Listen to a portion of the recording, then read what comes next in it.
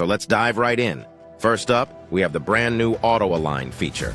This tool automatically corrects phase issues that can occur when recording multiple microphones simultaneously.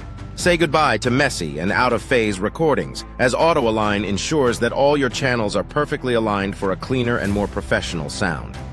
Next, we have the Enhanced Key Editor, which now provides even more control and precision when working with MIDI. With new features like colorized MIDI note display and drum mode, you'll have a much more intuitive and streamlined editing experience. Moving on, we have the audio to MIDI conversion. Cubase 13 introduces a revolutionary tool that allows you to convert monophonic audio material into MIDI tracks.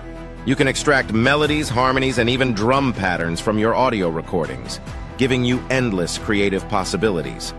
And let's not forget about the powerful sample editor. With Cubase 13's enhanced sample editor, you can now seamlessly adjust your audio's pitch, timing, and length using intuitive tools. It's like having a virtual audio surgeon at your fingertips.